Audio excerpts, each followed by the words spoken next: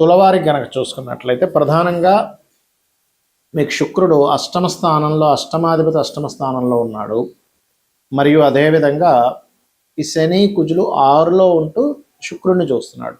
ఇది ఎప్పటి వరకు ఉంటాడు శుక్రుడు తన ఓన్ హౌస్లోకి అంటే మీకు 19 ఏప్రిల్ నుంచి 14 మే మధ్యలో ఉంటాడు. గుర్తుపెట్టుకోండి, 19 ఏప్రిల్ నుంచి 14 మే మధ్యలో ఉంటాడు. కాబట్టి ఈ కాంబినేషన్లో ప్రధానంగా మీకు ఎటువంటి ఫలితాలు ఇవ్వనున్నాడు, ఏ విషయాల పట్ల మీరు జాగ్రత్త వహించాలి, ఏ దేవతా ఆరాధన చేసుకోవాలి అనేటువంటి అంశాలు చెప్తుంది నేనైనప్పటికీ చెప్పిస్తుంది సాక్షాత్ లలిత అమ్మవారిగా భావిస్తూ ఆ లలితాంబిక అమ్మవారి యొక్క అనుగ్రహం మీకు పరిపూర్ణంగా కలగాలని మనస్ఫూర్తి కోరుకుంటూ, అష్టమంలో అంటే రాస్యాధిపతి ఎప్పుడైనా అష్టమంలో ఉన్నప్పుడు మనిషి ఇంట్లో తక్కువగా ఉన్న బయటికి ఎక్కువగా వెళ్ళడం జరుగుతూ ఉంటుంది. గుర్తుపెట్టుకోండి, రాస్యాధిపతి ఎప్పుడు అష్టమంలో ఉన్నా సరే అది గోచారంలో వచ్చినప్పుడు తాత్కాలికంగా ఉంటుంది, జన్మజాతకంలో ఉన్నప్పుడు కూడా కొంచెం, అయితే సప్తమంలో ఉంటే విదేశాలకు వెళ్తాడు, ఇక్కడ కొంచెం బయట తిరగడం ఎక్కువగా ఉంటుంది. అయితే ఇది కొంచెం ఎలా అంటే కొద్దిగా ఈ టీచింగ్ కొత్త కొత్త విద్యలు నేర్చుకోవడానికి కూడా అనుకూలిస్తూ ఉంటుంది, రహస్య విద్య లాంటివి కూడా. అయితే ఇక్కడ ఏంటంటే కొద్దిగా కొన్ని విషయాలు సడన్గా మర్చిపోవడం కూడా ఇస్తూ ఉంటుంది. అయితే ఇన్సూరెన్సెస్ మూలంగా కొంత కలిసి రావడం అనేటువంటి ఫలితాలు కూడా ఇస్తుంది.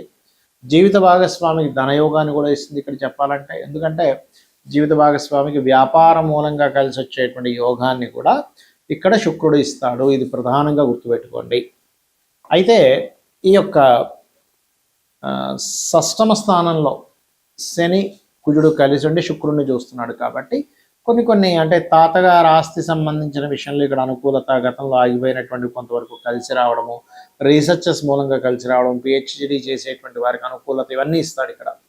కాకపోతే ఇక్కడ ఏంటంటే ఎప్పుడైతే మీకు ఈ శుక్రగ్రహం ఓన్ హౌస్లోకి ఉంటూ ఈ శనితో దృష్టి పడుతుందో ఇది కొద్దిగా ఏంటంటే కొన్నిసార్లు కొన్ని ఆస్తి తగాదాల విషయంలో, తాతగారికి సంబంధించిన ఆస్తి విషయంలో కొన్ని గొడవలు, తండ్రి ఆస్తి అనుకోండి, తాతగారు ఆస్తి అనుకోండి, ఎందుకంటే ఇక్కడ న్యాచురల్ 12th హౌస్లో ఉండేటువంటి శని కుజుడితో కలిసి శుక్రుడిని చూస్తుంది కదా, కాబట్టి అది కూడా ముఖ్యంగా స్త్రీలతో గొడవలు ఇస్తూ ఉంటుంది.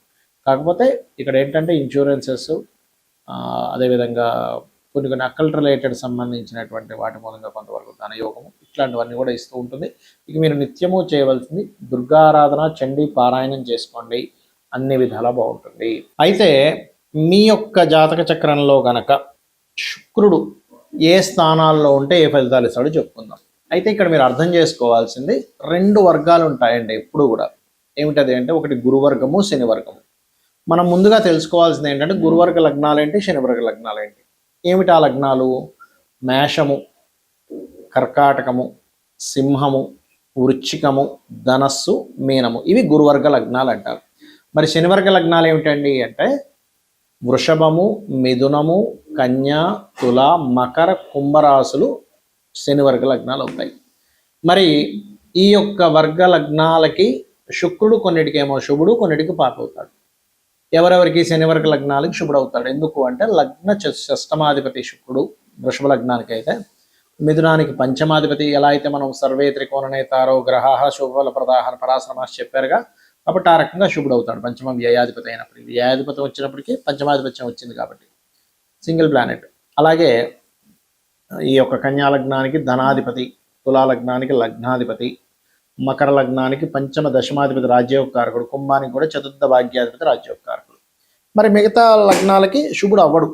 మరి శుభుడు అవ్వనంత మాత్రం చేత మరి శుక్రుడు డబ్బులు ఇవ్వడా? ఎందుకంటే శుక్రుడు ధనాన్ని ఇచ్చే కారకుడు కదా.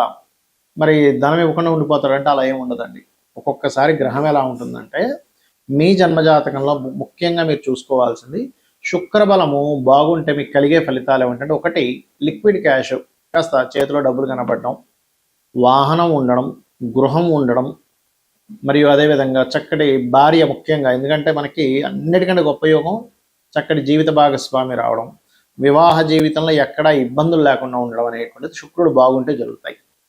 అయితే ఇందులో ప్రధానంగా ధనుర్లగ్నం వాళ్ళకి మాత్రం శుక్రుడు 6వ అధిపతి అవుతాడు, 6, 11 అధిపతి అవుతాడు. ఇప్పుడు ఇంకొంచెం ఎక్కువ బాధిస్తుంటాడు, ఎందుకంటే సప్తమాధిపతి బాధకుడు, దాంతోపాటు ఈ శుక్రుడు కూడా కొంచెం 6, 11 ఆధిపత్యం కాబట్టి. అయితే ఇక్కడ మీకు లగ్నంలో ఉన్నాడు అనుకోండి, అది ఏ లగ్నం అయినా, అయితే ఇక్కడ ఏ లగ్నమైనా అనే దానికి ఒక రిజల్ట్ ఉంటుంది, మీ లగ్నానికి శుభుడైతే ఒక రిజల్ట్ ఉంటుంది, గుర్తుపెట్టుకోండి. పాప అయితే ఏంటంటే అక్కడ శుక్ర సంబంధంగానే ఇబ్బందులు వస్తాయి, గుర్తుపెట్టుకోండి. లగ్నంలో ఉంటాయి.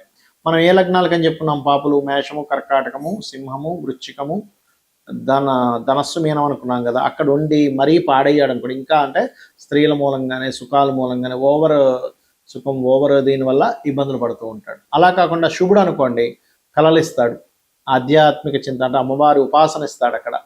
మరియు అదేవిధంగా ఫైనాన్షియల్గా మంచి ఆకర్షణమైనటువంటి రూపాన్ని ఇస్తాడు, చూడగానే అట్రాక్ట్ అయిపోయేలాంటి రూపాన్ని ఇస్తాడు అన్నమాట శుక్రుడు. అలా అంటే లగ్న సంబంధం కలిగింది, అంటే జీవుడికి సంబంధం కలిగింది కాబట్టి.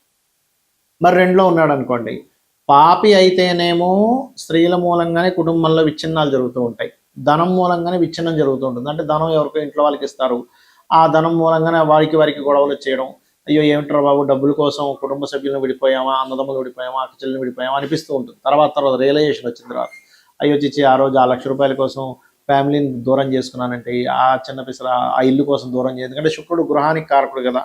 వాహనం కోసం దూరం చేసుకున్నానంటే ఈ తుచ్చమైన వాహనం ఏముంది అనిపిస్తుంది తర్వాత. అయితే పాప అయితే శుభుడైతే మరి అద్భుతమైన ధనయోగాన్ని ఇస్తాడు. అదే మూడులో ఉంటే శుభుడైతేనేమో కొంతమంది స్త్రీల పరిచయాల వల్ల మంచి ఫలితాలు వస్తాయి, పాప అయితే ఆ పరిచయాలు ఇబ్బందిని ఇస్తాయి. 4లో ఉంటే శుభుడైతేనేమో త్వరగా వాళ్ళ లైఫ్లో ఈ కెరియర్ రిలేటెడ్ సంబంధించిన విషయంలో ఆర్ట్స్ రిలేటెడ్ నేర్చుకోవడం వల్ల బాగుంటుంది. దశమంలో ఉన్న ఆర్ట్స్ రిలేటెడ్ క్రియేటివ్ రిలేటెడ్ వల్ల ధనయోగం ఉంటుంది. కానీ శుక్రుడు పాప అయితే ఈ ఆర్ట్స్ రిలేటెడ్ నేర్చుకోవడం వేస్ట్ అయిపోద్ది వాళ్ళకి, పాపై పాడవ్వాలి, గుర్తుపెట్టుకోండి. పాప అయినప్పటికీ శుభ ఫలితాలు ఇస్తాడు ఒక్కోసారి. అప్పుడు కళా సంబంధించిన నేర్చుకోవడం ద్వారా మంచి ఫలితాలు కూడా వస్తాయండి. ఇక్కడ ఏంటంటే ఆ ప్లానెట్ ఎలా ఉంది, ఆ గ్రహం యొక్క స్థితిగతులు ఎలా ఉన్నాయి అనేటువంటిది చూసుకోవాలి, ఇది గుర్తుపెట్టుకోండి. పంచమంలో ఉంటే సంతానానికి వీళ్ళకి ఉన్న రిలేషన్ చాలా బాగుంటుంది. శుభుడైతే పాప అయితే ఆ ప్రేమలో ఇబ్బంది పడుతూ ఉంటాయి అనమాట. అంటే రిలేషన్లో ఏంటండి సంతానంతో గొడవలు ఏంటి, ప్రేమ లేకుండా పోయింది ఏంటి అనుకుంటూ ఉంటాం.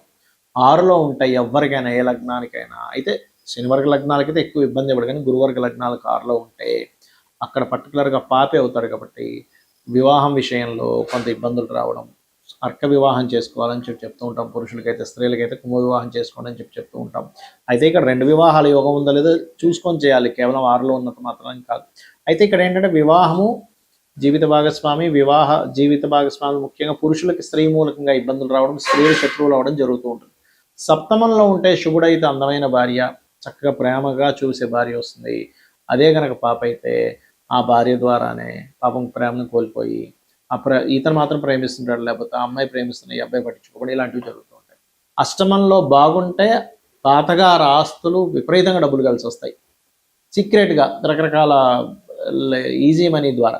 పాడైపోతే ఏమైపోద్దంటే ఉన్న తాతగారు ఆస్తులు, బంగారం అన్నీ కూడా పోతూ ఉంటాయి అన్నమాట. అంటే ఇక్కడ ఎందుకు చెప్తున్నానంటే, ఇది ఇప్పుడు తాతగారి ఆస్తిని పాడు చేసే దాంట్లో ఉన్నాడు అనుకోండి శుక్రుడు. అప్పుడు ఏం చేయాలి, మీ పేరు మీద తాతగారి ఆస్తి ఉండకూడదు, మీ భార్య పేరు మీద, పిల్లల పేరు మీద ఇచ్చేసేలా అది అమ్మేసి కూడా కొనుక్కోవాలి. శాస్త్రం ఏం చెప్తుందంటే ఎప్పుడు కూడా మనకి ఈ గ్రహము ఉన్నప్పుడు ఏ రిజల్ట్స్ ఇస్తుంది, దీన్ని తగ్గట్టుగా నువ్వు ఏం చేయాలి. ఇప్పుడు చూడండి, కొంతమంది బాడీలో ఇది పడదండి అన్నప్పుడు అది పడదు, అది తినకూడదు, ఇంకంతే. అది ఈ పలానా ఫుడ్ పడదండి, లేకపోతే పలానా వాతావరణం పడదండి, పలానా టాబ్లెట్స్ పడవు, కొంతమందికి టీటీ ఇంజెక్షన్ పడదు, మనందరికీ మంచిదే కదండి అంటే ఆ వ్యక్తి పడదంతే. అలాగే జన్మజాతకానికి కూడా ఏంటంటే ఈ గ్రహం పడదు, ఈ గ్రహం స్థితి బాగాలేదు అన్నప్పుడు దాని జోలికి వెళ్ళకూడదు, అంతే సింపుల్.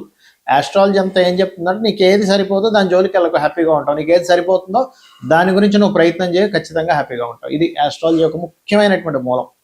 అలాగే మరి ఇదే శుక్రుడు మీకు ఆ భాగ్యంలో ఉంటే తండ్రితో మంచి ప్రేమ మన తండ్రికి బాగా కలిసి రావడం, పాప అయితే తండ్రితోనే కొంత ఇబ్బంది. అంటే ఏంటి, శుక్రుడు కొన్ని లగ్నాలకు పాపలే అక్కడ పాపగ్రహాలతో కలిసి ఉంటాడు. అప్పుడు ఏమైపోద్ది, ప్రేమ లేకుండా పోవడం, తండ్రితోనే గొడవలు అవ్వడం, ఏంటో అర్థం కాదు. ఇదేమిట్రా బాబు, లోకం మొత్తం 1,000,000 మందిలో 99,00,000 చిల్లర మందికి బాగుంటే నాకు ఒక్కడికి ఎందుకు ఇలా ఉంది అనిపిస్తూ ఉంటుంది.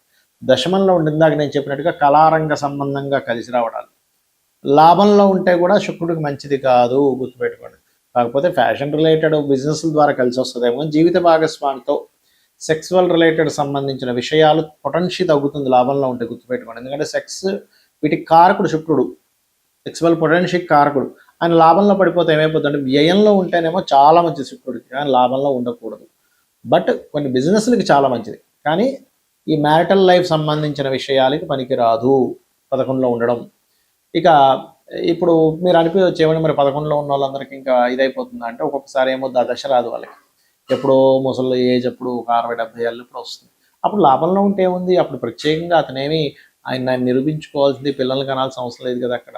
కాబట్టి అక్కడ ఇబ్బంది ఏమి ఉండదు. దశ ఎప్పుడు వస్తుందో కూడా చూసుకోవాలి ఇప్పుడు కూడా. అలాగే 12లో ఉంటే చాలా మంచిది, మంచి కంఫర్ట్స్ అనుభవిస్తాడు. అయితే ఏ లగ్నానికైనా సరే 12లో ఉంటే కొంత మంచిదే, కానీ శుభుడైనటువంటి లగ్నాలకి ఉంటే ఇంకా మంచిది. పాపైన లగ్నాలకు ఉండి పాపగ్రహాలతో ఉంటే అనవసరమైనటువంటి వ్యసనాలకు గురవుతాడనమాట. ఇవి ముఖ్యంగా శుక్ర సంబంధించిన. మరి ఈ శుక్ర సంబంధించిన బాగుండాలంటే ఏం చేయాలి? రెగ్యులర్గా లలిత చదువుకోండి, శ్రీమాత్రే నమః అనే మంత్రం చేసుకోండి, ప్రతి శ్రేణి మాతృభావంతో చూడండి. ఎక్కడ మీరు అంటే ఇంకా ఆ స్థితిలోకి వెళ్ళిపోవాలి. అప్పుడు శుక్రగ్రహం యొక్క ఇచ్చేటువంటి పూర్వజన్మ కర్మ రిజల్ట్ అనేటువంటివి న్యూట్రల్ అయిపోతాయి. శ్రీమాత్రే నమః.